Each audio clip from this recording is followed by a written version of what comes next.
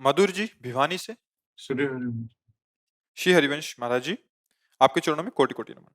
महाराज जी, कुछ समय पहले हमें ठाकुर जी ने सेवा रूप में जुड़वा बच्चों की सेवा का सौभाग्य प्राप्त दिया था, मगर दुर्भाग्यवश वो सेवा का मौका हमें कुछ ही समय के लिए मिला था। मात्र 12 दिनों के अंदर दोनों बच्चों का शरीर शांत हो गया और प्रभु चरणों में विलीन हो गया। सत्संग और आपके प्रवचनों को सुनकर हम संभल तो गए, मगर मन बार बार हमारे मन में यही प्रश्न आता है कि वो हमने इतना कम समय की सेवा क्यों दी। मोह के कारण ऐसा लगता है।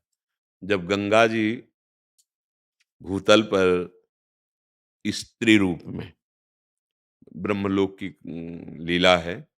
महाराजा अभिषेक अपने तपोबल से जब ब्रह्मलोक पहुंचे, भागीरथी गंगा जी सभा में आ रही थी, मर्यादा थी। ब्रह्मपुत्री है ना, सबने ऐसे वायु का एक आवेग हुआ, यहाँ से वस्त्र थोड़ा हिला, महाभिषेक ने ऐसे देखा और गंगा जी ने देखा, तो ब्रह्मा जी ने तत्काल दंड निर्धारित कर दिया। ब्रह्म सभा के विरुद्ध दृष्टि कैसे गई? तुम दोनों ब्रह्म सभा से नीचे गिरो, मृत्यु लोक को जाओ। महाराज शांतनु के रूप में आए और गंगा जी उनकी पत्नी बनने के लिए। तो उस समय नंदिनी गाय वशिष्ठ जी के आश्रम में थी, बड़ी प्रभावशाली थी। जो चाहे प्राप्त हो जाए, उसका दूध जो पिए अमर हो जाए, बड़ा महिमा। तो अष्टवसु हैं देवताओं से भी श्रेष्ठ।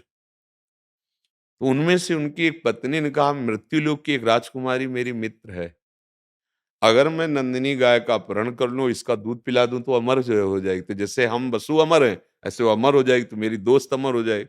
उन्होंने मना किया कि बहुत बड़े ऋषि के आश्रम की गाय हो, अगर ऐसा करेंगे तो अपराध बन जाएगा। पर त्रिया हठ भी होता है अपना। अब वो समस्या का समाधान कुछ भी हो, अब मुझे गाय चाहिए। तो अष्टवसुओं ने फिर उस गाय का अपहरण किया।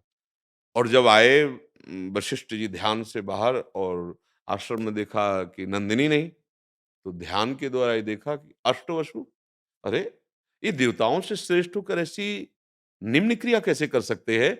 गाय की चोरी, और उस गाय से भविष्यान्न के द्वारा यज्ञ आदि बहुत होता है, ये ऐसा क्यों? मतलब दंडनीय अपराध। अब वो तो अंतर्ध्यान विद्या और सब विद्याओं में प्रवीण थे, वशिष्ठ जी सामने प्रकट हो गए। अब सबका सर नीचा हो गया, उनका ऐसा क्यों कर रहे थे? तो उन्होंने कहा कि इनकी प्रेरणा थी कि ऐसा है, तुमने चोरी किया, अपराध किया, जाओ मृत्यु लोक को प्राप्त। मृत्यु लोक जानते हो, कोई सौभाग्य का विषय नहीं, दंड मिला उनको। तब सब चरणों में गिरे कि मैं जाऊं पर जल्दी वापस आ जाऊं। तो जिनकी पत्नी थी, उन वसु को कहा कि तुम जल्दी वापस नहीं आओगे, शेष वापस आ जाएंगे, तुम वो वहीं रहो। तो उन्होंने कहा एक कृपा और कर दो, हमें ब्याह ना हो हमारा, आजीवन हम अखंड ब्रह्मचारी रहे, वही भीष्म जी के रूप में। तो जो बच्चा पैदा होता, गंगा जी उठा के सीधे गंगा जी में फेंक देती, और शर्त रखा था कि बोलोगे नहीं, पूछोगे नहीं, जिस दिन पूछ दोगे मैं आपको छोड़ के चली जाऊंगी। तो सात को जन्म लेते ही तब शांतनु ने कहा, कौन है तू? अभी तक पूछा नहीं था, कौन है तू? ऐसी मां त्रिभुवन में मैंने नहीं देखी कि बच्चा होते ही फेंक दे। तू कौन है? अब इस बालक को छोड़। वह एकदम विकल हो गए उन्होंने। तो उन्होंने मुस्कुरा के कहा, अगर मैं पहले परिचय दे देती तो तुम हमारी तरफ देख भी नहीं पाते। मैं देवी गंगा हूं। हाथ जुड़ गए उनके, अरे जगत पावन करने, और शाप के वशीभूत होकर मैं आई हुई थी, और ये तुम्हारे जो पुत्र बने अष्टवसु हैं, अब इसको हम ले जाऊंगी, पर शास्त्र और शस्त्र दोनों से पारंगत करके तुम्हें दूंगी। उनको मैंने मुक्त कर दिया, क्योंकि उनको मुक्त होना। देखो वो बच्चे दोनों, वो जीव केवल उतने समय के लिए इस कष्टप्रद मृत्यु लोक में आए थे। आपको माता पिता का सौभाग्य इतने ही दिनों का था। अगर हम विवेकवान बने तो हर दुख से बच सकते हैं। हमारा अधिकार उतना ही है जितना उस जीव का प्रारब्ध है। अगर उसका प्रारब्ध क्षय हो गया, तो मानो पढ़ा लिखा के 20-21 साल का किया, और वो चला गया। उनको केवल इतना ही था, मनुष्य योग, इसके बाद फिर आगे की यात्रा है। हम लोग थोड़ा अल्पज्ञ हैं, तो ये अपने वर्तमान के संबंध को और सुख को मान करके दुखी हो जाते हैं। यहां से जाना पड़ेगा, इसका नाम मृत्यु लोक है, और जितनी श्वासें उतनी ही केवल रहेंगी, इसके आगे नहीं रहेंगे। देखो जवान जवान शरीर छूट जाते हैं, नाचते गाते शरीर छूट जाते हैं। तो शरीर का अगर अवधि है कि हम रा बोल पाए तो धागे नहीं बोल पाएंगे। जितना उसी में ब्रेक लग जाएगी, चलो छोड़ो शरीर। अब इस सिद्धांत को हम लोग समझते नहीं है, इसलिए हमें फिर रोना आता है कि हमारी माताजी चले गए, हमारे पिताजी चले गए, या हमारे बच्चे चले गए, या हमारे भाई चले गए। भैया, ये नियत समय के लिए यहाँ आए हो, तुम्हारा बस कुछ नहीं चल पाएगा। कोई औषधि, किसी भी तरह का अनुष्ठान जीवन को नहीं बदल सकता। जितनी श्वासें उतनी ही रहेंगी। हाँ, उनको प्राणायाम के द्वारा रोक कर बढ़ाया जा सकता है, पर अभी तो बच्चे ही थे। अच्छा, जैसे कोई-कोई बच्चे रोगग्रसित प्रकट होते हैं, अपंग प्रकट होते हैं। अब उन्होंने क्या पाप किया है? अभी तो आए हैं, लेकिन उनको शरीर मिला है अभी नया, पर उनका कर्म पूर्व जन्म का है। जो जो लोग नहीं समझते हो, भगवान को कोसते हैं कि बच्चा था, क्या अपराध किया था? वो बच्चा नहीं, वो पुरातन भगवान का अंश है। उसको नया कपड़ा मिला था, बस केवल 5 दिन, 10 साल, 15 वर्ष, इतने वर्ष धारण करो, इसके बाद छोड़ दो। सरकारी आदमी, ऑफिस बदलती रहेंगी। अगर देखो, गाड़ी बंगला मिलता है ना सरकार के निजजनों को, तो अगर उनको पूछो तो उनको बंगले और गाड़ी में आसक्ति नहीं होती। क्यों नहीं होती? सरकारी बंगला गाड़ी, कभी भी फ़ोन आ जाएगा कि चलो अमुक जगह, तो वहाँ दूसरा बंगला गाड़ी मिलेगा। पर हम लोग सरकारी बंगला गाड़ी को अपना मान लेते हैं, इसीलिए फिर रोना पड़ता है। ये सरकारी भैया, जिस समय जहाँ हुक्म हुआ, उसी समय उसी स्थिति में, कवल अगर मुँह पे है तो लील नहीं पाओगे, वो मुँह पे ही रह जाएगा, चल। अच्छा, जिस विधान से शरीर छूटना है, वो विधान बन जाएगा। बोले बहुत अभी तो मिले थे, गए। बोले जरा सा एक्सीडेंट हुआ और कुछ शरीर क्षत-विक्षत नहीं हुआ, पर वो चले गए।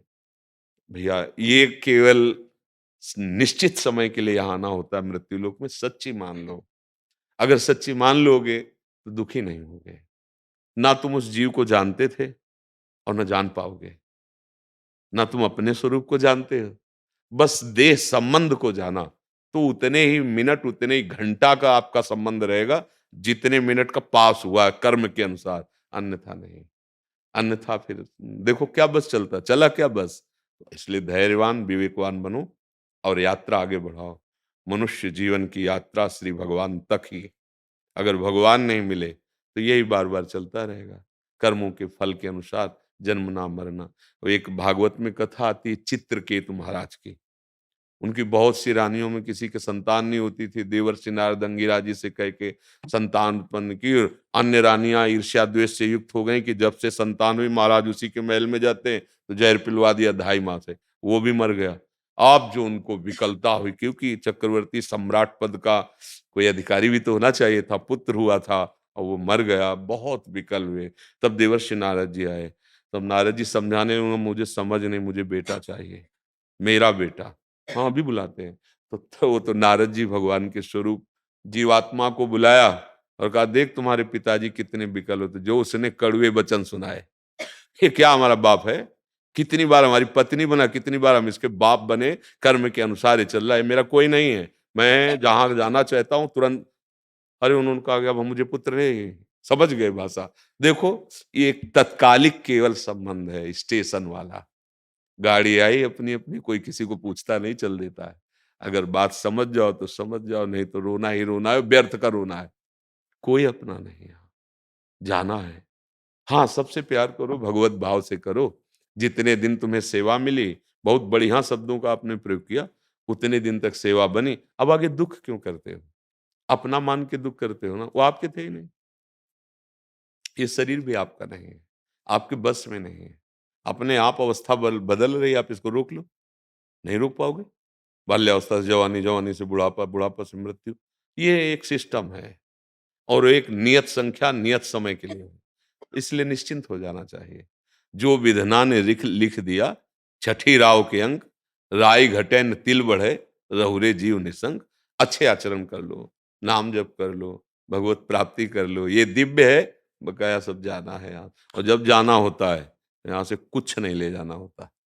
बड़ा आश्चर्य का खेल है यहाँ से।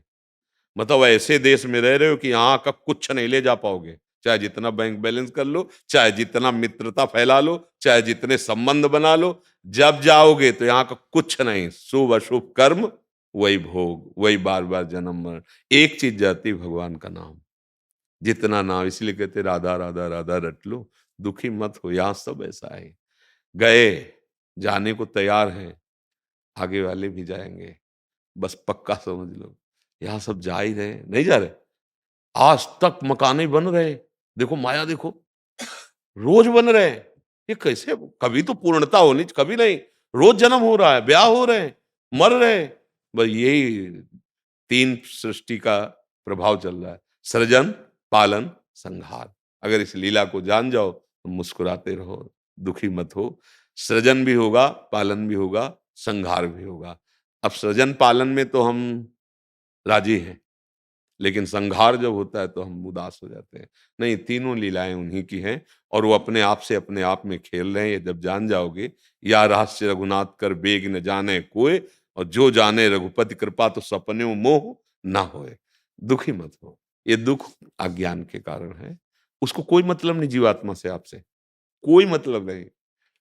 आप केवल उस पर राग करके दुखी हो रहे हैं, इसलिए नाम जप करो, भगवान कृपा करेंगे। हर दुख मिटाने के लिए मंगल भवन सुख सिंधु भगवान है। वही दुख मिटने का उपाय ज्ञान है सिर्फ, वस्तु व्यक्ति स्थान नहीं है। जितना वस्तु व्यक्ति स्थान सब नाशवान है। अगर सच्चा ज्ञान प्रकट हो जाए तो आप फिर दुख रहित हो जाएंगे। वो भगवान प्रदान करते हैं। ददामि बुद्धि योगम तम येन माम उपयान्ति ते, जो तेषाम सतत युक्तानाम भजताम प्रीति पूर्वकम, प्रेम पूर्वक राधा राधा राधा। अंदर ज्ञान आ जाएगा, असलियत में देख पाओगे कि सब नाटक हो रहा है, माया का नाटक। माया कोई सत्य नहीं, यहाँ कोई अपना नहीं। समय आने पर कोई पूछेगा नहीं कि तुम हमारे लिए कितना रोगे, चल देगा। कभी ढूंढ नहीं पाओगे, नहीं ढूंढ पाओगे। अपने प्रियजनों को कभी ढूंढ पाओगे? जैसे माता पिता, दादा दादी गए, अब पूरी सृष्टि में कभी भी वो रूप देखने को नहीं मिलता। क्या यार धोखा है। इसलिए ऐसे रूप से प्यार करो जो कभी नष्ट नहीं होता, ऐसा दोस्त बनाओ जो कभी बिछुड़ता नहीं। वो है श्री कृष्ण, दूसरा कोई नहीं।